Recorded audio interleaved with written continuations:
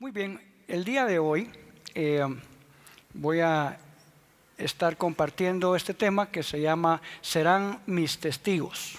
Serán mis testigos. Y es la segunda parte de este versículo que tenemos aquí en Hechos 1:8, que está nada más puesto como una referencia aquí en el back.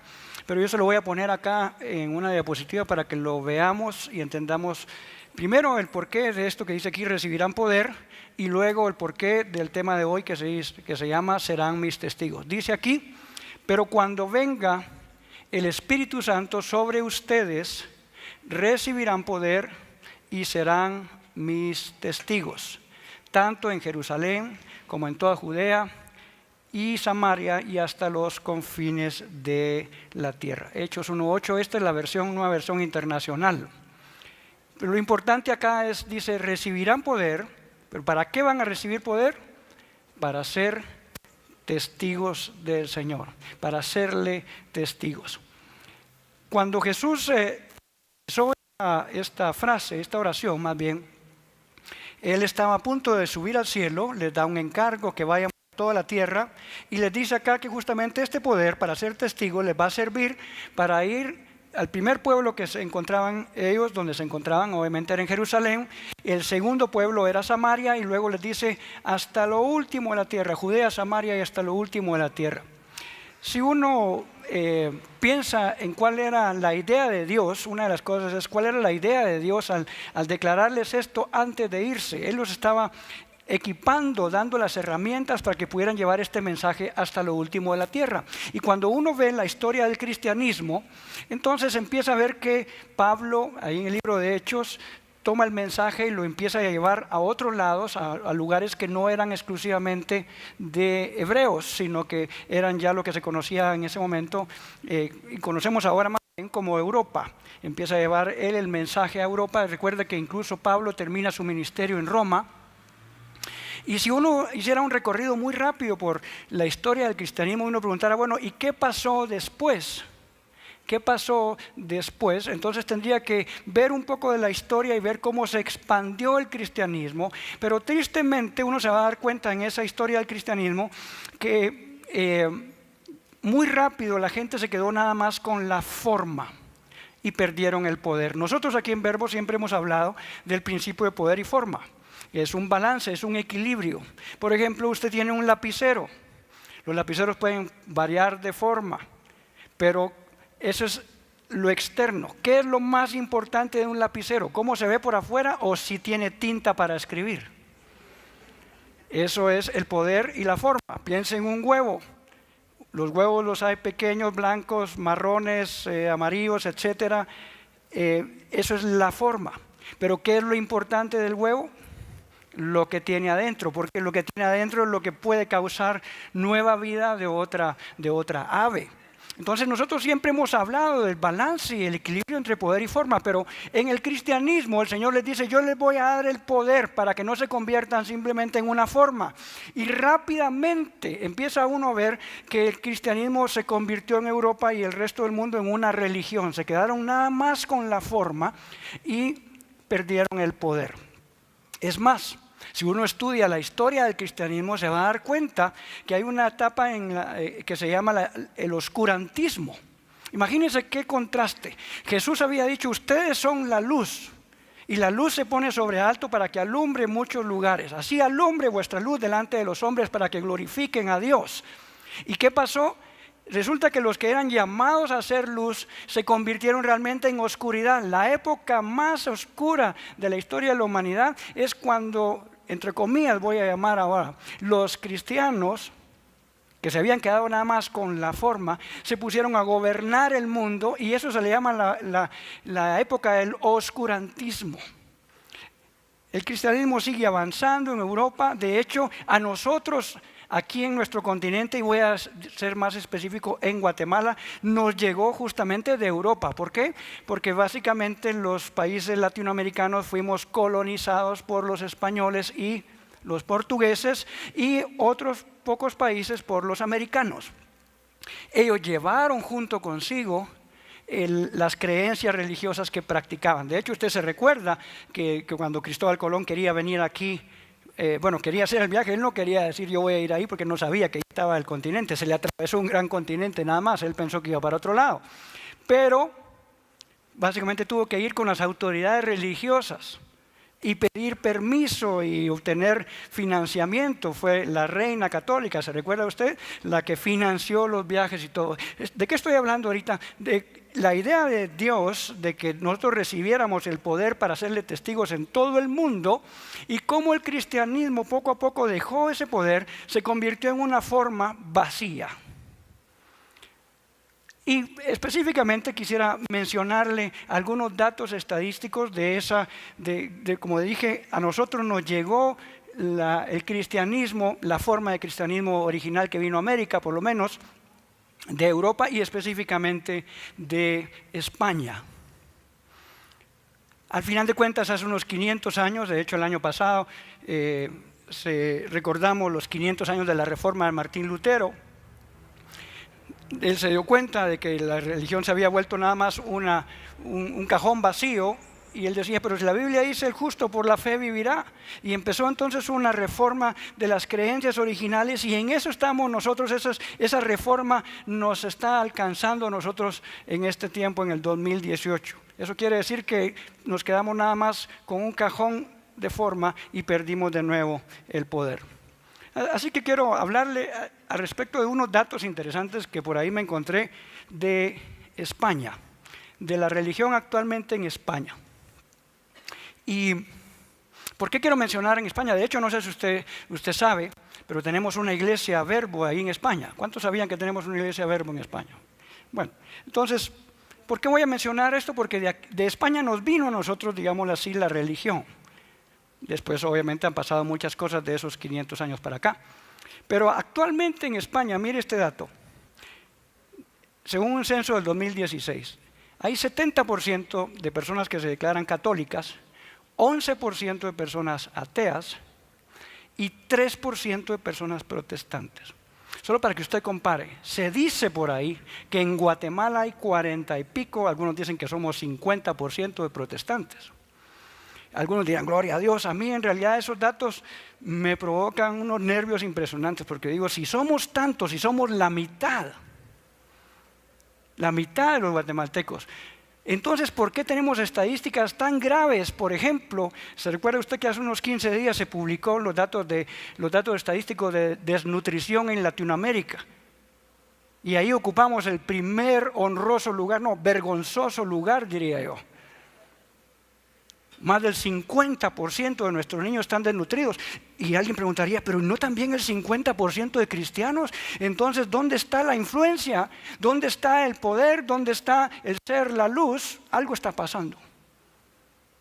Pero uno diría, bueno, pues España, si podemos poner de nuevo la diapositiva, mire esta estadística. Ahora, ¿sabe qué es lo interesante que estaba leyendo? Que resulta que ese 70% en realidad no es real. Eso es básicamente como, ¿cuántos ya los pasaron encuestando en su casa? Ya llenaron la...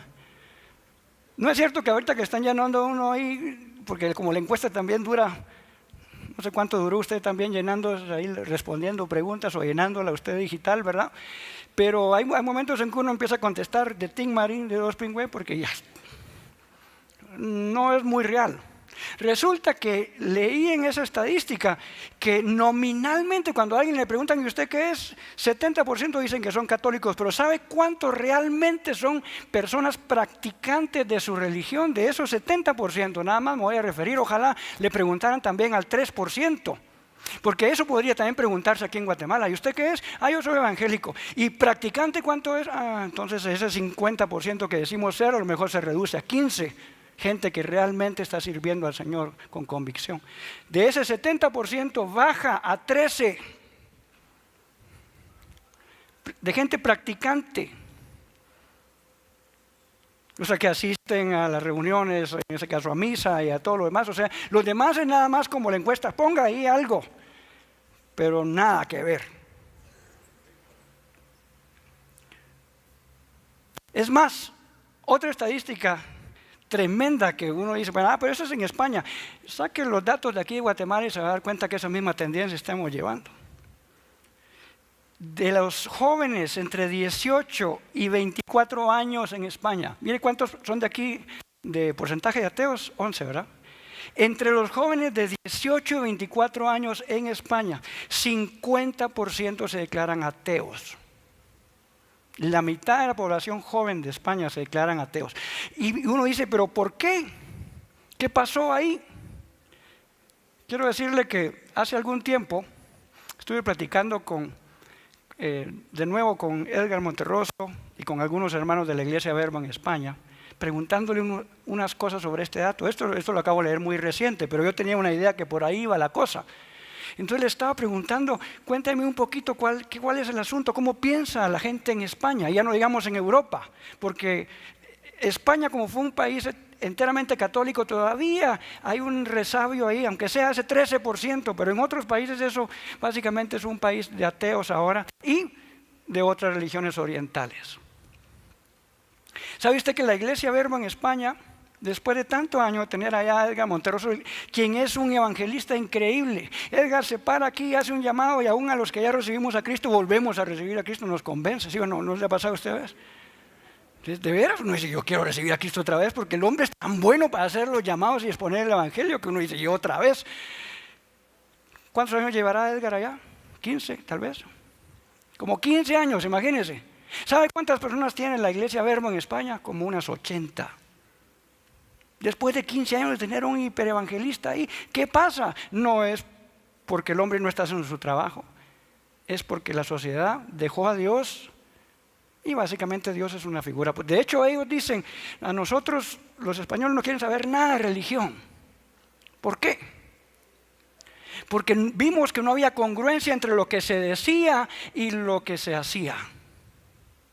De hecho, hace unos días leí una frase de Gandhi y me pegó durísimo usted. Él decía, me gusta su Cristo, decía. Recuerda que Gandhi no era cristiano, ¿verdad?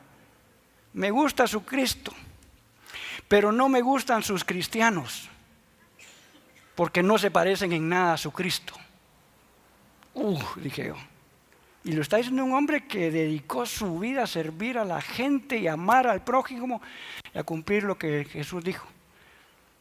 2 mandamientos, amen a Dios y amen a su prójimo. Entonces, después de 15 años tenemos 80 personas en una iglesia en España. Y le puedo decir una cosa aquí. Nos sobran los dedos de la mano para contar cuántos de esos 80 son españoles. De hecho, cuando gana un español, así como dice la Biblia que hay fiesta en los cielos, hay fiesta en la iglesia. Y entonces usted dice, ¿y de dónde son todo el montón de mojados que andan allá? También para allá se van los mojados, solo que unos se van a Estados Unidos y otros se van a España. Hay un montón de ecuatorianos, otro montón de guatemaltecos, ahí andamos mojados por todos lados, ¿verdad? Y eso llevamos las estadísticas hacia el tope, ¿verdad? La iglesia, una de las iglesias más grandes en España, es de este hermano Marcos Vidal. El papá le dejó la iglesia a él. 400 personas. Esa es una de las iglesias más grandes en toda España. Ya vas a ver para dónde voy con esta larga introducción.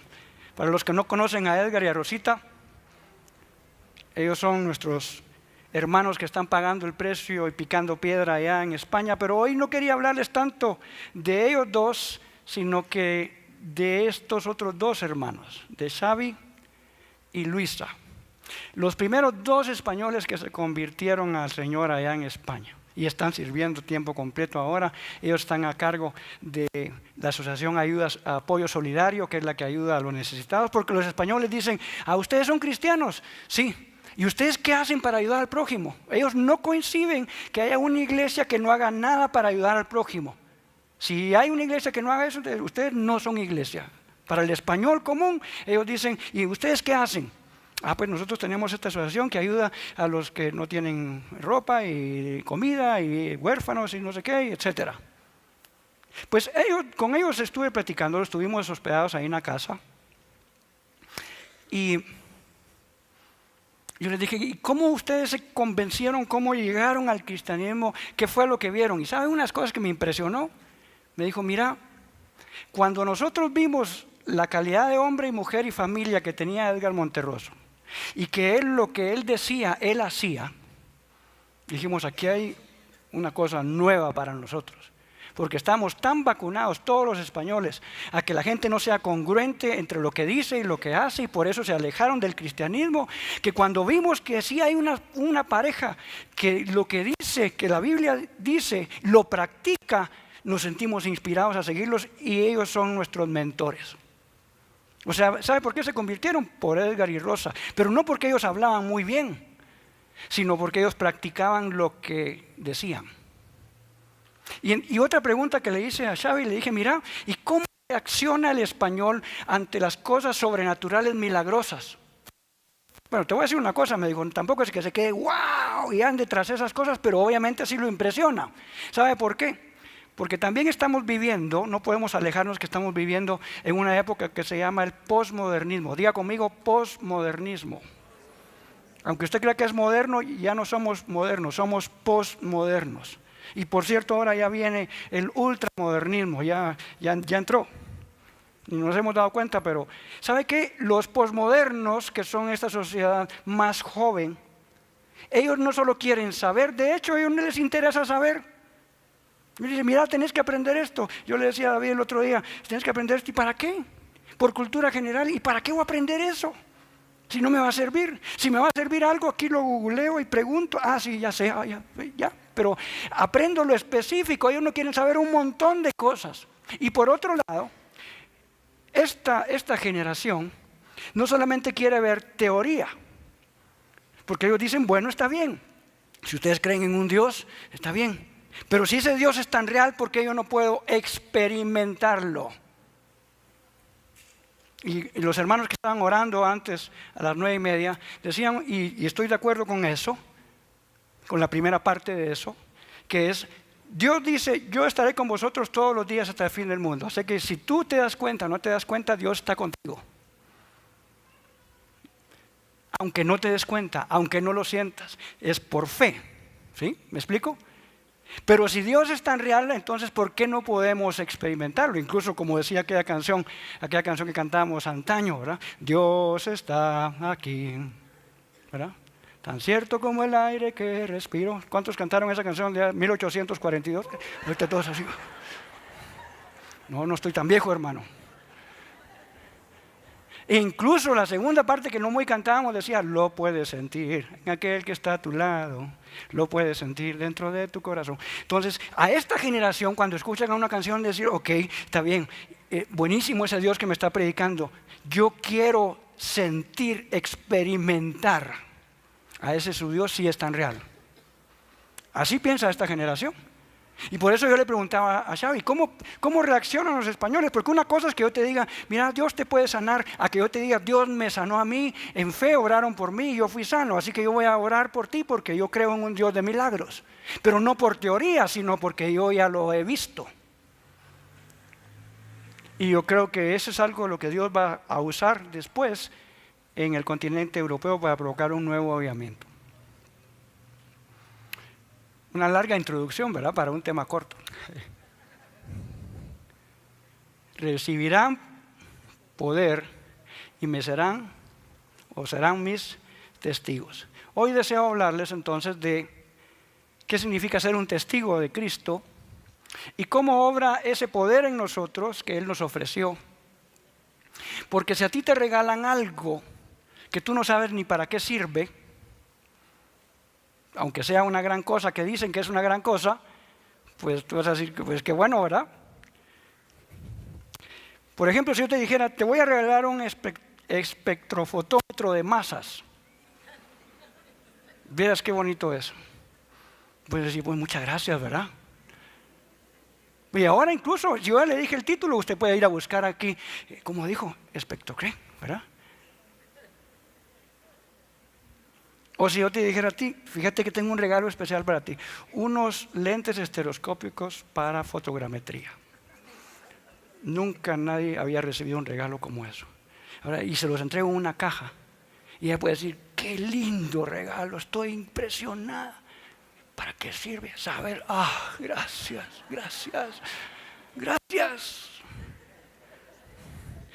Entonces el Señor nos ofreció aquí un poder, pero te voy a decir una cosa, muchos ni saben para qué. Y entonces no lo usan, lo tienen empaquetado ahí. ¡Ay, qué lindo! Me regalaron esto, espectrofotómetro de masas. Un acelerador de partículas te voy a regalar a ti. Chica. Claro, el que sí sabe, si alguien estudió química o física, no sé qué va a decir, yo sí sé de qué está hablando, yo sé para qué sirve eso. De hecho, no me estoy inventando los nombres. Ayer en la noche, Renato Pereira, que es uno de los que tocan la batería acá, él vende esos aparatos que son para la industria química y farmacéutica. Ahí echan una gota de algo, y ese aparato dice qué es. Lo desglosa todo y dice, esto tiene átomos de tal cosa, tiene tal componente, así que finalmente es jarabe para la tos. Tanta cosa, ¿va usted? Claro que como no se puede, probar esta cucharada, ¿qué si era veneno? Y usted, no puedo probar así, sino que se prueba con un espectrofotómetro de masas. ¿Qué significa ser un testigo? Rápidamente. Veamos qué dice un diccionario. Mire lo que dice el diccionario. Una persona que presencia o adquiere directo y verdadero conocimiento de algo. Por ejemplo, cuando hubo un accidente. Y entonces las personas que estaban allí presencian el accidente. Después, cuando están recabando información, entonces les pueden preguntar, bueno, ¿usted estaba ahí? Sí. ¿Y qué fue lo que usted vio? Pues lo que yo vi es que el señor se pasó el semáforo en rojo y después el otro pasó y se chocaron y entonces pasó tal cosa. Por cierto, déjeme decir una cosa. Nosotros como cultura guatemalteca, aunque algunos dicen que somos algo, como dicen popularmente, metidos, yo he descubierto que no. ¿Sabe cómo somos algo metidos? Cuando ya pasó el accidente. Todos vamos caminando y se quedan así, manejando, ¿verdad? Y como el carro. Y entonces se vuelve una gran cola porque todos quieren pasar viendo qué pasó. Pero resulta que si a alguien le empiezan a preguntar, incluso por cultura, la gente no quiere decir testigo de qué fue. ¿Usted vio? Ay, peor si me van a no sé qué. Entonces mejor no digo nada. En cambio los americanos, por ejemplo, sale gente que uno dice, ¿y usted dónde estaba? Yo estaba en aquella esquina, pero yo estaba poniendo atención y ¿sabe qué? El señor que iba manejando tenía un saco rojo y iba con una corbata azul. Tremendo. La gente es muy observadora. Aquí es observadora a posteriori del accidente. Y por eso se provoca un montón de problemas, porque siempre que algo pasó, toda la gente se queda ahí. Dice aquí, persona que presencia o adquiere directo y verdadero conocimiento de algo. O sea, no le contaron, sino que él lo vio, lo escuchó. Y la segunda definición que da el diccionario, dice, es una persona que da testimonio de algo o lo atestigua. ¿Qué significa atestiguar? Significa declarar o afirmar algo. Qué interesante, porque dice ahí, recibirán ustedes poder y me serán testigos. O mire en esta traducción ahora de la Biblia, Dios habla hoy. Primero leímos la nueva versión internacional. Miren lo que dice ahora aquí. Dice, pero cuando el Espíritu Santo venga sobre ustedes, recibirán poder y saldrán ¿a qué? Saldrán a dar testimonio de mí. Usted no puede dar testimonio de algo que no presenció o que no conoce personalmente. Entonces, para empezar, yo solamente puedo dar testimonio de aquello que tengo directo conocimiento. Si usted solo va a hablar teoría, que fue lo que le pasó a este montón de religiosos, hablaban de Dios, pero no conocían a Dios, con sus actos lo negaban, entonces con razón la gente quedó vacunada de oír las buenas nuevas del Evangelio en Europa. ¿Por qué? Porque no había congruencia, no se testificaba con conocimiento, sino se testificaba con teoría. ¿Cómo podemos nosotros dar testimonio, como dice ahí, salir a dar testimonio de Jesús? Dos formas, y ese es el corazón del mensaje que el Señor puso en mi corazón. De dos formas damos testimonio de Jesucristo. Número uno, mostrando su carácter. Y número dos, haciendo sus obras. Voy a explicar un poquito qué significa esto. ¿Cómo podemos dar testimonio? Porque el Señor dijo, yo le voy a dar poder, les voy a dar este regalo, se lo voy a dar empacado, les va a servir para salir y dar testimonio de mí. Eso quiere decir entonces que ese poder nos sirve para formar carácter y nos sirve para hacer las obras de Jesús. Veamos la primera. ¿Cómo mostramos y qué es el carácter de Jesús? Piense sin responderme, o si quiere lo responde, pero desde ahí donde está sentado. Si usted le preguntaran, ¿cómo es Jesús? Piense en una característica de Jesús. ¿Ya la tiene? ¿La podemos decir todos a la 1, a las 2, a las 3? Usted le dijeran, ¿cuál es la principal característica que usted ve en Jesús? La vamos a decir todos al mismo tiempo. 1, 2 y 3. Yo no oí la misma. Y tampoco oí los de este lado, es que los de este lado. Tampoco voy a ser como aquellos payasos donde uno va a los cumpleaños, ¿verdad? ¿Y cuántos de este lado? ¡Ah! ¿Y los de este lado? ¡Ah! No los voy a manipular automáticamente, pero les pregunté, ¿pueden responder otra vez a la 1, a las 2, a las 3? ¿Cuál es la principal característica que usted diría que así es Jesús? 1, 2 y 3. Yo no volví a oír la misma, ¿verdad que no? Dígale a su compañero a la par cuál fue la que usted pensó y por favor le responde. ¿Es la misma o no? Entonces, ¿cómo podríamos decir, así es Jesús? ¿Cómo pudiéramos hacer un pequeño resumen de cuál es el carácter que mostró Jesucristo aquí en la tierra? Y alguien diría, bueno, lo que pasa es que Jesús porque era Dios. Y así quien no, ¿verdad? Pero la Biblia también dice que Él siendo Dios no estimó como cosa a que aferrarse a eso, sino que se despojó a sí mismo y tomando forma de hombre igual que nosotros, 100% hombre y 100% Dios, entonces se despojó para mostrarte a ti que sí se puede mostrar el carácter de Dios, porque el carácter de Cristo obviamente al final es el carácter de Dios Padre. Jesús dijo, me han visto a mí, han visto al Padre, y por eso lo querían apedrear. Ahora, ¿cuántos de nosotros podemos decir, me han visto a mí, han visto a Cristo? No. Herejía. No es una herejía. De hecho, ¿sabe qué? Dios desea formar a Jesús en ti. Dios desea que tú seas como Jesús y que entonces cuando tú te pares en un lugar le representes. Recuerda que tú eres un embajador. Un embajador es alguien que representa un país o un reino y nosotros somos embajadores del reino. Así que cuando tú te pares en un lugar, tu carácter debería ser la representación de cómo es Jesús. Y tú pudieras poder decir, nosotros, no voy a excluir ahí, deberíamos poder decir, me han visto a mí, han visto a Cristo. Mire cómo lo dice este pasaje en Efesios 4. Es la meta de Dios para nosotros, hasta que todos, ¿quiénes serán todos? ¿Y los incluirá a nosotros que estamos aquí congregándonos en Verbo Zona 16? Sí. Incluye también a otros hermanos, incluye la Iglesia Bautista de Santa Rosita, incluye la Iglesia. Hasta que todos nosotros alcancemos la unidad en la fe y el conocimiento del Hijo de Dios. Y mire, dice, y lleguemos a ser el hombre perfecto con esa madurez que no es menos que la plenitud de Cristo. Me gustó mucho cómo lo dice esta versión aquí, la versión del lenguaje actual. Dice que no es otra cosa o no es menos que la plenitud de Cristo. O sea, Dios desea que tú muestres la madurez de Jesús. Esas cualidades que tú dijiste, que te dijo tu compañero que está sentado a la par, Dios desea que sean formadas en ti, que tú las modeles al mundo, para que haya congruencia entre lo que decimos y lo que hacemos. Entonces le voy a proponer un pasaje bíblico que a lo mejor resume algunas de las cualidades del carácter de Jesús. Mire lo que dice Gálatas 5, 22 y 23. Mas el fruto del Espíritu es amor. ¿Cuántos pensaron que Jesús es amoroso? Levánteme su mano. Ajá.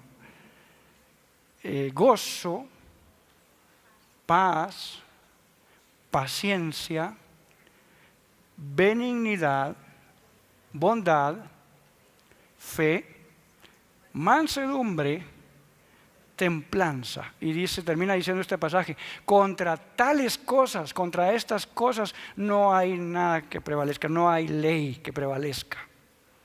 Esto pudiera ser un excelente proyecto de vida para todos nosotros. Así como los muchachos ahora que se van a graduar cada año les ponen un proyecto de vida. ¿Y usted qué quiere ser? Pues yo quiero ser mecatrónico, yo quiero ser no sé cuál. Y hacen una su exposición de lo que ellos desean ser más adelante. Buenísimo.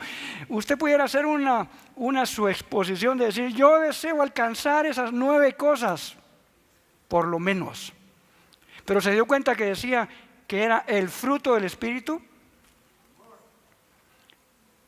Eso quiere decir que es el Espíritu Santo obrando en nosotros el que va produciendo esas cosas. Pero eso no es una actitud pasiva, decir, bueno, que me voy a quedar aquí parado, gracias Espíritu Santo porque me está haciendo amoroso, gracias. Ore por mí, pues, hermano, para que yo sea más amoroso. No funciona así. De hecho, si yo tengo una semilla de naranja y no la siembro y la cultivo y la riego y la abono y le quito la maleza y hago un montón de cosas, jamás voy a tener un naranjal y después voy a tener naranjas. Hay que cultivar. Entonces estas cosas, estas 9 características, no le pida a nadie que ore por usted para que las forme, porque no funcionan así. Señor, yo recibo ese amor. No funciona así. Funciona cultivándolo. Y obviamente de acuerdo a lo que usted siembre, eso también va a cosechar. Si usted siembra para su propia carne, dice la Biblia, de la carne segaremos corrupción. Pero si sembramos para el Espíritu, o sea, las cosas espirituales, entonces ¿sabe qué va a cosechar? El fruto del Espíritu. Y en eso Dios usa diferentes herramientas de labranza, así como cuando alguien está sembrando un campo.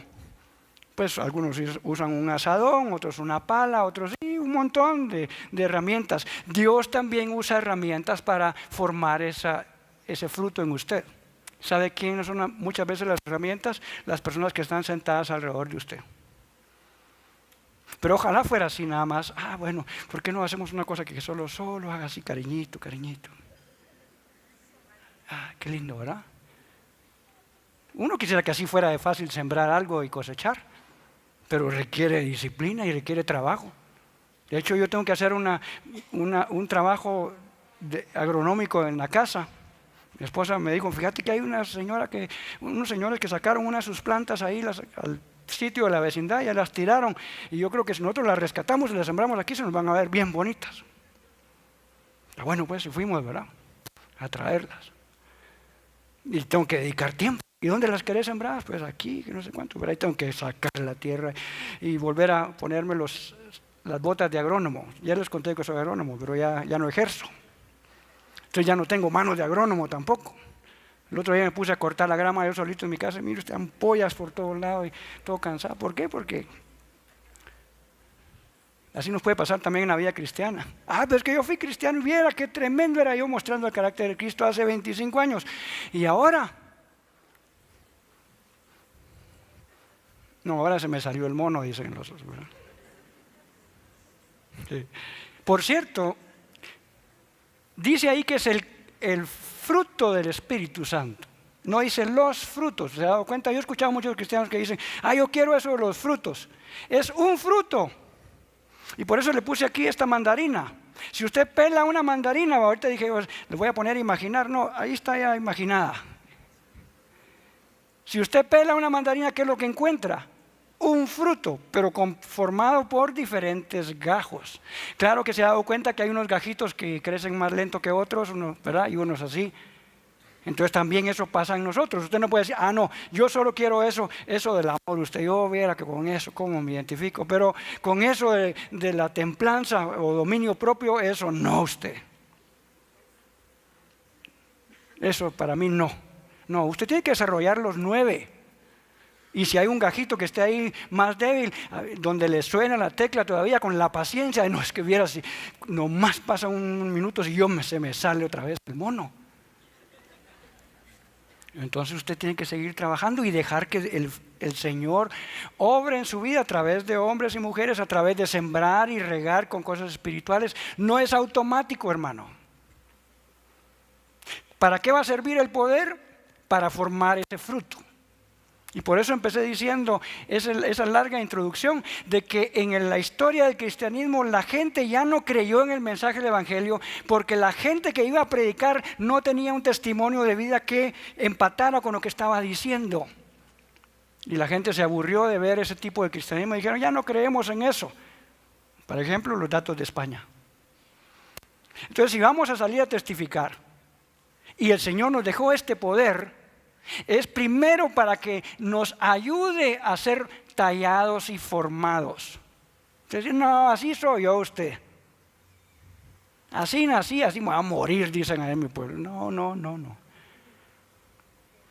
La Biblia dice, sean transformados, cambiados, mudados en otra forma, por medio de la renovación de su entendimiento. Si usted piensa que así se va a quedar, así se va a quedar. ¿Sabe qué? Así se va a quedar. Porque el hombre de la manera que piensa, de esa manera actúa. Pero usted dice, Dios no ha terminado conmigo. Y yo le doy el permiso al Señor para que siga trabajando hasta que un día yo refleje la luz de Cristo y el carácter de Cristo. Entonces el fruto del Espíritu representa el carácter de Cristo en nosotros. Una escritura, antes de pasar a la segunda cosa que le dije, para dos cosas sirve el poder, para formar el fruto y para mostrar sus obras. Miren lo que dice aquí el apóstol Pedro, lo pone en esta secuencia de versículos.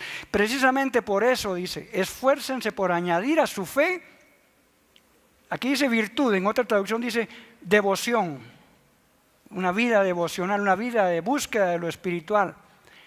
A su virtud, entendimiento. Al entendimiento, dominio propio o templanza, como lo leímos en Gálatas.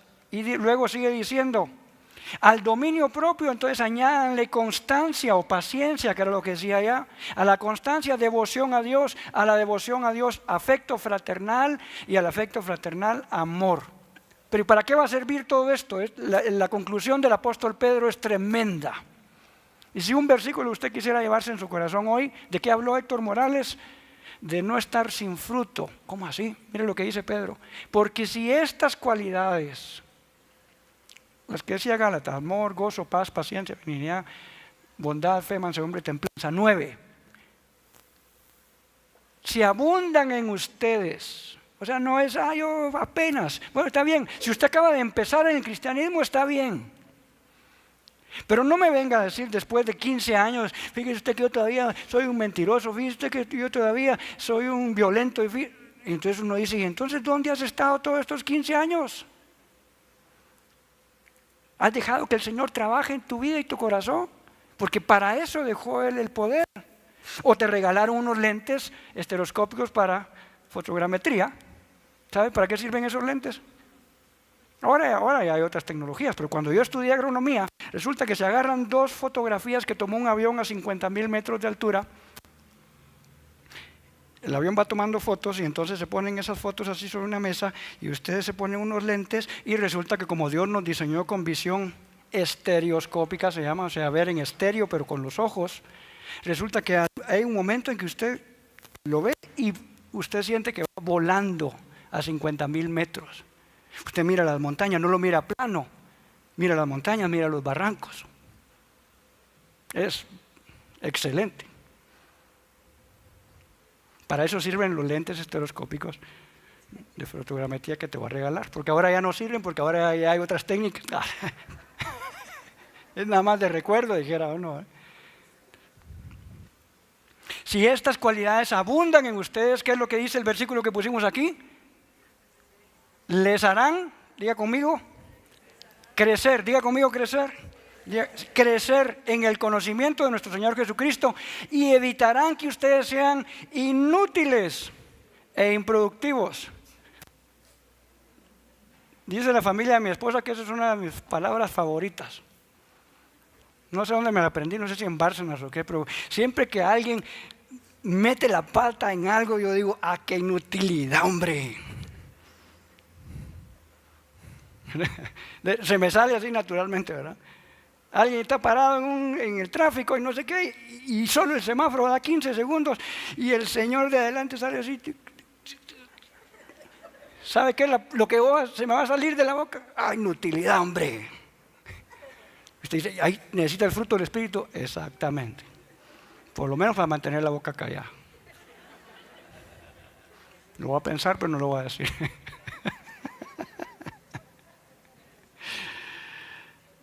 Dos formas en que damos testimonio de Jesucristo. Mostrando su carácter. Esto representándole. Recuerda que un testigo es alguien que ha sido... que ha visto algo, ha presenciado algo, ha experimentado algo. Usted no puede decir, mira, Dios te puede cambiar ese mal carácter. Si ven que yo todavía tengo mal carácter, me va a decir, ¿con qué cara me estás diciendo que si no te ha podido cambiar a vos en 30 años, no me va a cambiar a mí? ¿Me explico? Porque si no me ven cambiar a mí, yo no le voy a decir a alguien, vos, Dios puede cambiar tu matrimonio. Y el mío está por la calle, la amargura, va a decir, primero que te cambie a vos y después venirme a contar. Pero si yo con autoridad puedo decirle, miren, Dios me cambió a mí, yo no era así, yo era así, así. De veras, tal vez ustedes no me conocieron, pero así era yo. Como me dijo un amigo una vez que vio una foto ahí en el Facebook de hace un montón de años, me dijo, vos tenías pelo, me dijo. Y entonces yo sí, le dije, siempre fui así. No le iba a decir, Cristo me cambió, no, eso no era así, pero no siempre fue así, esto es una especie en peligro de extinción. Todavía me quedan unos aquí, mire usted. Aunque usted no lo crea. Dos formas entonces de dar testimonio a Jesús. Modelando su carácter y la otra era haciendo sus obras. Hablemos un poquito de este asunto. ¿Qué significa hacer sus obras? Y algunos probablemente dirían, ¿cómo yo voy a hacer las obras de Jesús? Él porque era Dios. Ya le dije, sí, pero Él tomó forma de hombre y vino a hacer las obras de Dios, pero con forma de hombre. Que eso nos quería decir, ustedes también pueden hacerlo. Miren lo que dice el escritor del libro de Hechos respecto de esto. Él está hablando de Jesús y dice, me refiero a Jesús de Nazaret. ¿Cómo lo ungió Dios con el Espíritu Santo y con poder? De eso estamos hablando en esta serie, porque Él nos ofreció, nos dijo, ustedes necesitan el poder del Espíritu Santo para poderme ser testigos. Sin ese poder no van a poder. ¿Cómo Dios ungió con el Espíritu Santo y con poder a Jesús? Y dice, ¿cómo anduvo haciendo qué? Haciendo el bien. El poder nos sirve para obrar cosas buenas y que den gloria al Señor. Y dice, y sanando a todos los que estaban oprimidos por el diablo, porque Dios estaba con él. Quiera Dios que un día puedan escribirse un versículo que diga, cómo Dios ungió a Gloria de Mendoza con el Espíritu Santo y con poder, y cómo ella anduvo haciendo el bien y sanando a todos los que estaban enfermos. Y uno dice, ¿y se puede escribir eso de mí? Sí, claro que sí. ¿De veras sí? Jesús dijo incluso. Miren lo que dijo Jesús aquí, en este pasaje de Juan 14:12. Ciertamente les aseguro que el que cree en mí, ¿cuál es el requisito? Creer en Él. Las obras que yo hago también Él las hará. Y esto me impresiona. Y dice, y aún mayores. Una vez yo pregunté aquí, piense cuál es el milagro que más lo impresiona a usted de lo que usted ha leído o ha escuchado en la Biblia. ¿Ya pensó en algo? Y dice, bueno, cuando Jesús caminó sobre el... Bueno, cuando convirtió el pan en vino. No, que cuando convirtió aquel pedazo de pan y comieron miles. ¿Ya pensó en cuál es el milagro que más lo impresiona? Jesús hizo un ofrecimiento aquí, dijo, el que cree en mí no solo va a hacer esas obras, sino va a hacer obras mayores. ¿Por qué? Porque dijo, yo vuelvo al Padre. ¿Sabe por qué? ¿Por qué está diciendo aquí yo vuelvo al Padre? Entonces dijo, bueno, si Él ya se fue. Jesús dijo, yo no los voy a dejar solos. Voy al Padre, pero no lo voy a dejar solo, voy a rogar que envíe otro consolador y el Espíritu Santo estará con ustedes y en ustedes, dijo Él. No solo con, porque hay gente que dice, mire usted, viera qué lindo estuvo el domingo, oraron por mí, yo temblé. Bueno, sí, está bien, ¿verdad? Y le quiero decir, yo no tengo ningún problema con esas manifestaciones. Porque si nosotros hablamos de las manifestaciones naturales, yo recuerdo que por aquí hay un tomacorriente. ¿Dónde está? Si ustedes que lo ven de frente. Como que era piñata, abajo, abajo, abajo, arriba. Este de aquí, porque algunos de allá no lo van a ver. Aquí hay un tomacorriente. Hermano, que están allá en la esquina, ¿qué pasa si yo meto los dedos ahorita aquí así? Les tapo ahí, meto los dedos ahí. Me va a dar un... ¿Verdad? Y eso. Porque alguien que sea experto en electricidad, ¿cuántos amperios? 15 amperios. Y los electricistas están trabajando hoy domingo, hermanos, así que es un 120, entre 110 y 120 dicen, ¿verdad? O sea, no son 120 fijos, 110, 120 voltios, 15 amperios. Ese es un puchito de electricidad. ¿Qué pasaría si no pusieran los transformadores que hay en los postes de su casa? ¿Ha visto esos cilindros que ponen ahí colgados? ¿Sabe qué hacen esos tambos que están ahí colgados? Reducen el montón de corriente que viene a un poquito que le va a llegar a usted, porque si no hay esa reducción, cuando usted encendiera el flipón de la casa de su casa, usted saldría. ¿Se recuerdan las caricaturas de Tom y Jerry que quedaban así, todos los pelos así? Así quedaría si no hubieran esos transformadores. Si a usted le echaran y dijeran, bueno, vamos a bendecir a los hermanos, les vamos a echar toda la electricidad que viene de Chicxoy, millones de voltios, ¿qué pasaría? Estaríamos todos tomando cafecito y sanguchitos ahí en el funeral. ¿Sí? Y eso que son poderes naturales. Y si cuando viene el poder sobrenatural del Creador de los cielos y la tierra y toca tu corazón, ¿cómo no vas a temblar, llorar, pegarte al suelo, todo lo que nos pasa?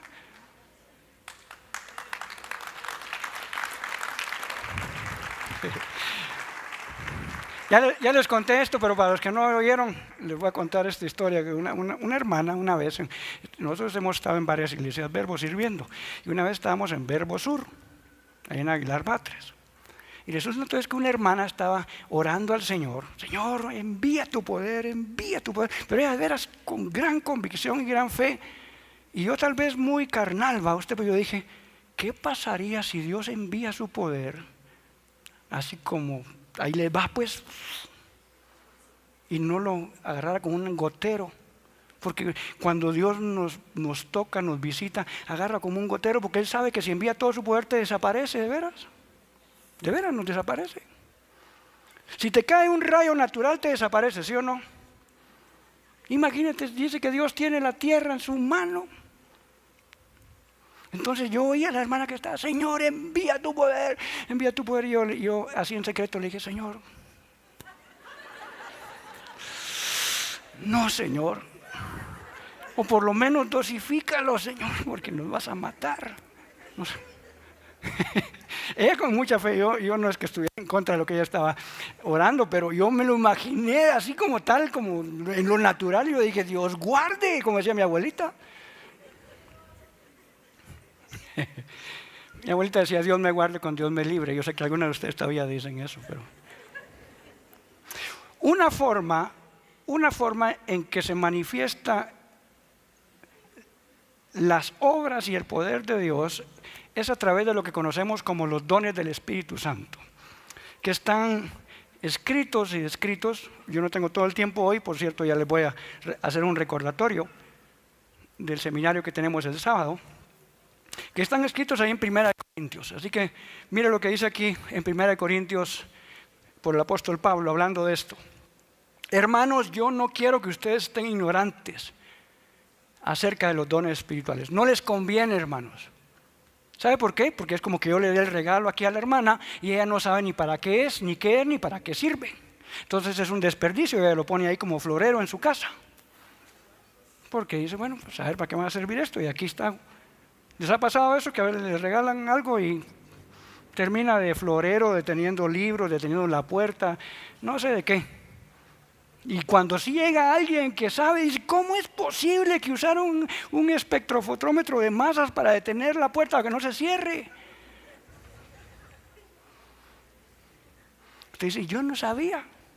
Por eso Pablo dice, no es bueno que ustedes ignoren sobre esto, porque entonces Dios les ofrece darles un tremendo regalo y ustedes lo tienen guardado, está diciendo Pablo, en otras palabras. La segunda cosa que dice Pablo aquí dice, ahora bien, hay diversidad de dones, pero es el Espíritu Santo el que los reparte. El Espíritu que los da es el mismo. O sea que por eso llamamos a esto los dones del Espíritu, los dones espirituales. Y son varios, no es uno. ¿Era usted? Sí. Mire lo que también dice Pablo. Pero a cada uno le es dada la manifestación del Espíritu para provecho. Quiero mencionar aquí dos cosas importantes. ¿A cada uno te incluye o no? O dice a algunos escogidos, cuelludos, consentidos del Señor. No. ¿A cuántos dice? Ok, ahora volteate con alguien y diga, cada uno te incluye a ti. Volteate con alguien y le dices, cada uno te incluye a ti. Me incluye a mí, pero también te incluye a ti. Entonces, ¿qué quiere decir aquí? Que todos nosotros deberíamos estar manifestando las obras y el poder del Espíritu Santo. No tendríamos que estar invitando a un hermano que viene desde no sé dónde. Qué bendición porque nos visitan, qué bueno que vino Moisés. La semana pasada yo estuve viendo el servicio ahí a distancia. Yo estaba predicando en San Juan Ostuncalco, pero yo quería saber qué había pasado aquí. Pasaron un montón de gente y oraban y todo eso, pero pues él porque es Moisés Navarrete de allá de El Salvador. Lo mismo que dije hace un rato, él porque es Jesús. Jesús sí podía hacer esas obras. No, también son para ti, porque son para cada uno. Ahora dice ahí, a cada uno le da la manifestación del Espíritu Santo. ¿Para qué? ¿Pueden volver a ponerlo, por favor? Para provecho. Para provecho propio. Para que digan, qué tipazo ese. Solo, ni siquiera ha orado, solo levanta la mano, ni siquiera la pone usted y ya todos cayeron. Imagínense, eso pudieran haber dicho de Pedro. Pedro aprendió a caminar en esto tan de manera sobrenatural. De hecho, cuando vino el Espíritu Santo, usted lea en el libro de Hechos, dice que empezaron a hablar en otras lenguas y empezaron a ver un montón de cosas milagrosas. Todo el libro de Hechos es un libro de milagros. Llegan al templo y hay un cojo en la puerta. Dame dinero. No tengo oro ni plata. No estaban mintiendo, no tenían dinero. Pero una cosa sí tengo, acabo de recibirla. Me la acaban de regalar. Y ahora sí ya sé para qué sirve. En el nombre de Jesús de Nazaret, levántate y anda. Y se levanta el cojo. Y Pedro todos los días y los dice, y grandes maravillas y señales y milagros. Por eso es que el hermano que va a venir la otra semana nos va a hablar de eso. ¿Cuál es el propósito de las señales, milagros y maravillas en la predicación del Evangelio del Reino de Dios? Mostrar el carácter, pero también mostrar las obras. Y resulta que dice que Pedro iba caminando. Ustedes no ven aquí, pero aquí se proyectan unas sombras por estas luces que hay acá. Entonces dice que Pedro iba caminando y si allá estaba sentado un señor que estaba enfermo de no sé qué, dice que tan solo la sombra de Pedro que caía sobre los enfermos los sanaba, ni siquiera paraba a decir en el nombre de Jesús. Pedro tenía tanto que hacer que iba caminando y la sombra que caía sobre los enfermos sanaba a la gente. Ahora era para provecho, para que dijeran, qué tipazo ese Pedro. No, ¿para provecho de quién? Para provecho de la gente. Para que la gente, dice aquí, sea liberada de la esclavitud y la opresión del diablo y vengan al conocimiento del Hijo de Dios y a las maravillas del reino de Dios. Que el reino de Dios no es solo palabras, sino es poder. De eso se trató la predicación de la semana pasada. ¿Y cuáles entonces son esos dones, hermano? Versículo 8 al 10, una lista. Dice, porque a este es dada por el Espíritu palabra de sabiduría, y a otro palabra de ciencia, y a otro fe, y a otros dones de sanidades, a otro de hacer milagros, a otro profecía, a otro. ¿Cuál es la palabra que se repite? Disculpen. No dice, y a este superhombre le dio los 9. A otro, a otro, a otro, a otro, a otro. Eso es lo que se repite. Eso quiere decir, ¿por qué? Porque decía a cada uno. Eso te incluye a ti. A otro discernimiento de espíritus, a otro diversos géneros de lenguas y a otro interpretación de lenguas.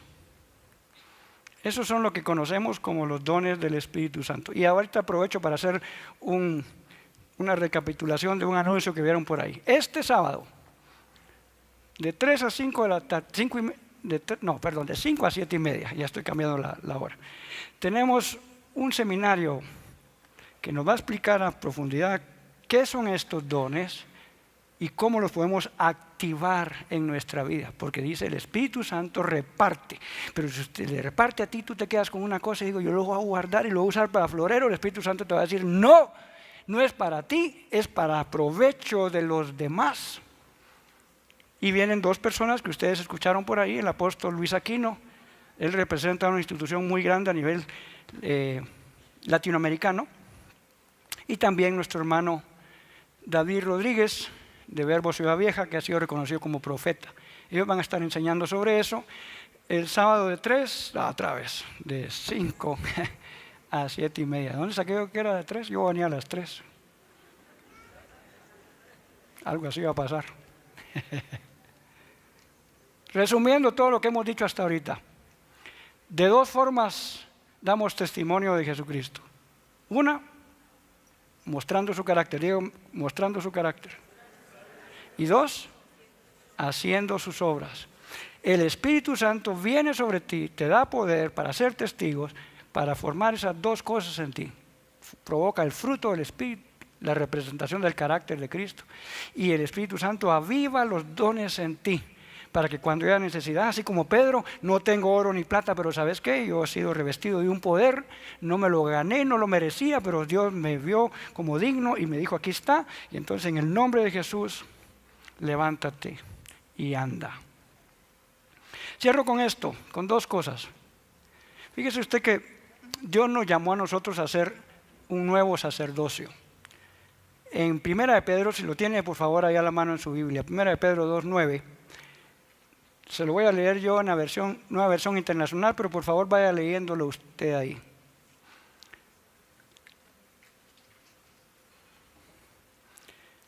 ¿Ya lo tiene? Primera de Pedro 2:9.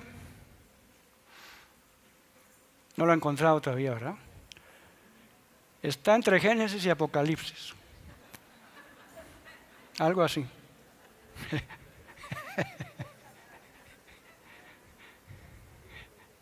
Es que ahora como nos acostumbramos a que nos pongan todos los versículos y cuando las pantallas fallan, así como ahorita, entonces, y ahora no trae el versículo, hermano. Bueno, saque su Biblia electrónica, su celular y ponga ahí, Primera de Pedro 2:9.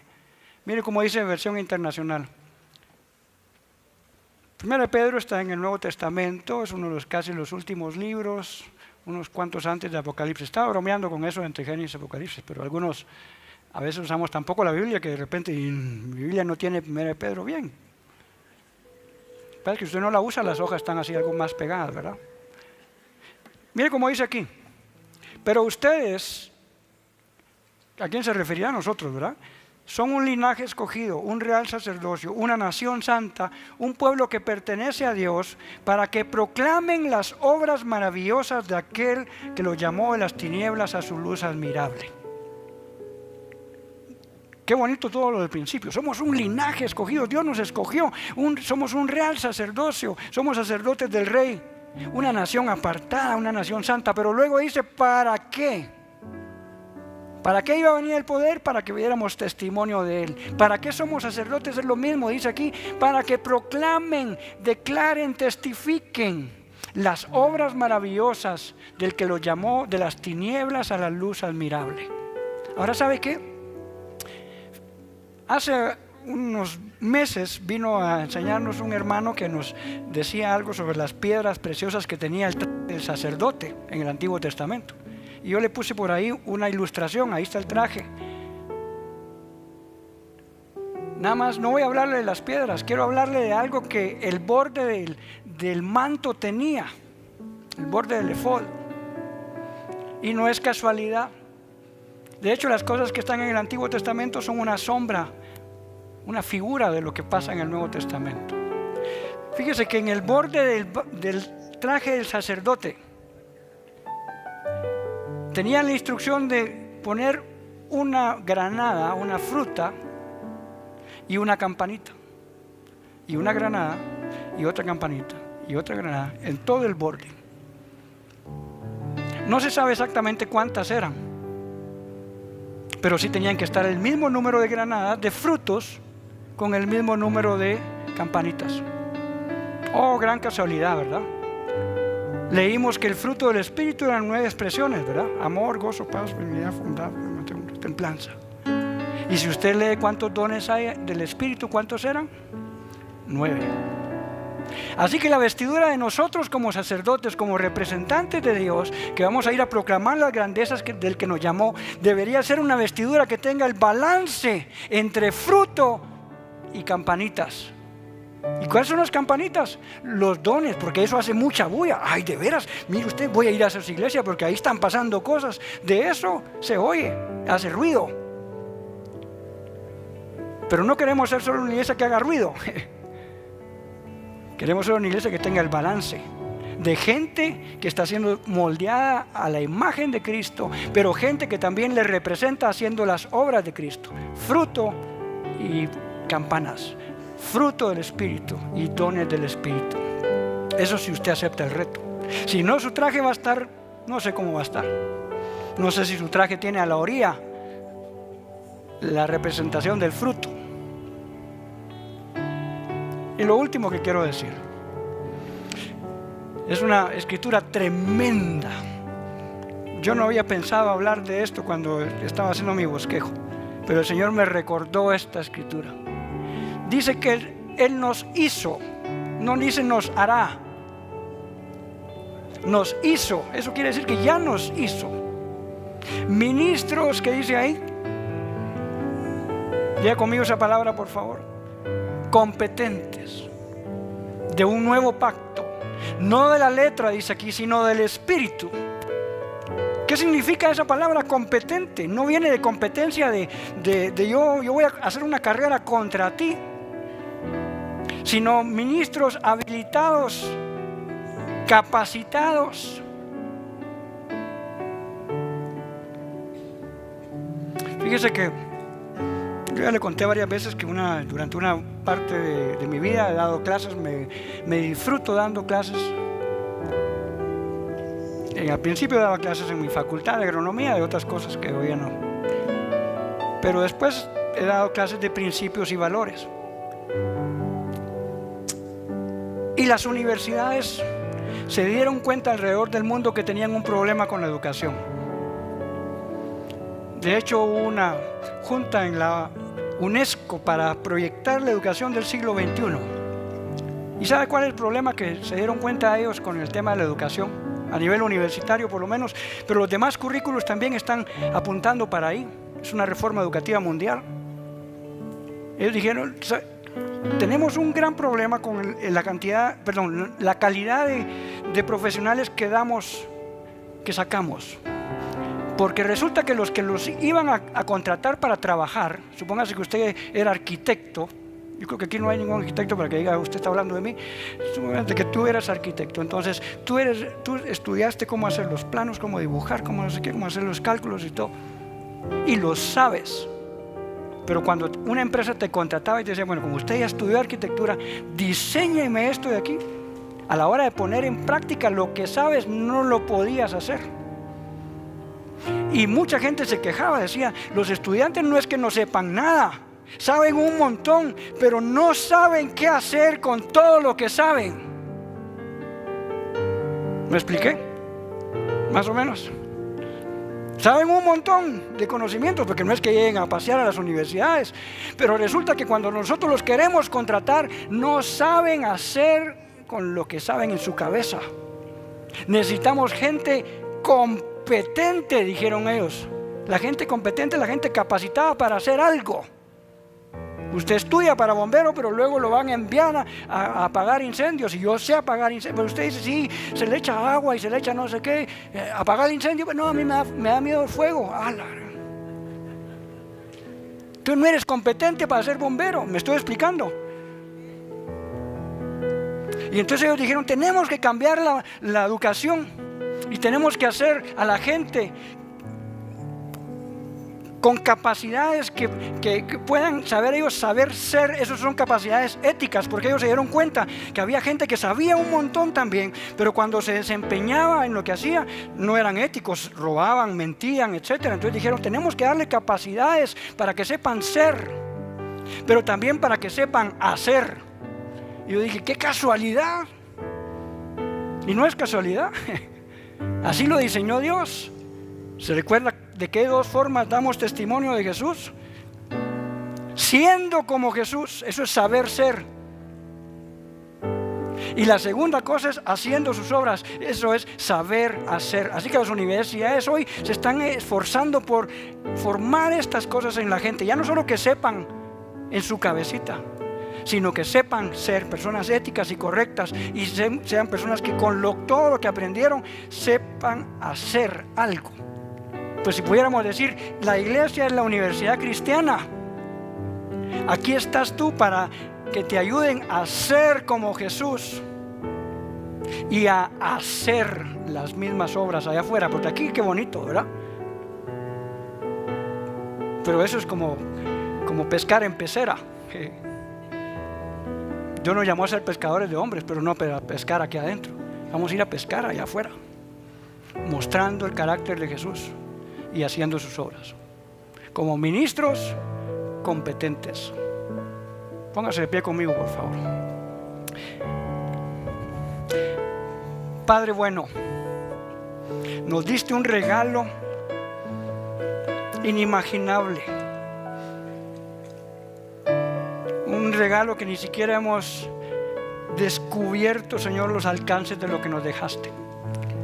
Tú viste que no íbamos a poder hacerlo. La tarea, la gran comisión dada desde el principio en Génesis y recapitulada en Mateo 28, de gobernar esta tierra y establecer tu reino, siéndote testigos en todo lugar. Tú sabías esta naturaleza caída que la humanidad tiene, Señor. Por eso tú ofreciste este poder, pero no solo para tenerlo guardado, Señor, sino para destapar ese regalo y saber que el fruto del Espíritu, el carácter de Cristo, necesita ser formado en nosotros, y el Espíritu Santo fue dejado para trabajar justamente eso, Señor. Ciertamente con la colaboración nuestra y el permiso nuestro de sembrar y regar lo espiritual en nuestra vida, dejando lo carnal ya, Señor, para que este mundo que necesita verte, Señor, verte reflejado no solamente en un libro teórico que ellos dicen, bueno, la Biblia es un libro de historia o religioso. Necesiten ver, Señor, que sí hay gente que puede ser cambiada por completo por la obra de tu Espíritu Santo, y que eso inspire a otros en decir, si Dios pudo cambiarle a él, me podrá cambiar a mí también. Pero también, Señor, un mundo que necesita hoy, según ellos, vivir por experiencias, experimentar la realidad de un Dios que no solo está allá en los cielos, sino mora en medio nuestro. Y para eso también tu Espíritu Santo nos reviste de poder para activar, Señor, esas obras milagrosas por las cuales también algunos otros van a creer. Señor, necesitamos destapar ese regalo. Y voluntariamente te decimos, Señor, sigue trabajando en nuestra vida. Usa las herramientas que tengas que usar, Señor, para que yo pueda mostrar el fruto completo del Espíritu Santo: el amor, el gozo, la paz, la paciencia, la benignidad, la bondad, la fe, la mansedumbre, la templanza. Pero a la vez, Señor, también pueda desarrollar y activar, Señor, esos regalos de los dones espirituales que nos dejaste.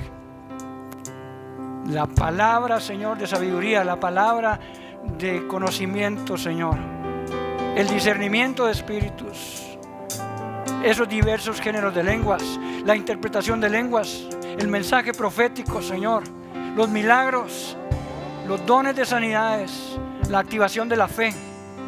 Señor, queremos ser tu sacerdocio, pero revestidos por esa vestidura, Señor, que tiene un balance entre gente que se representa a ti con su carácter, pero a la vez también puede decirle al mundo: nuestro Dios es un Dios poderoso, con el conocimiento de causa, Señor.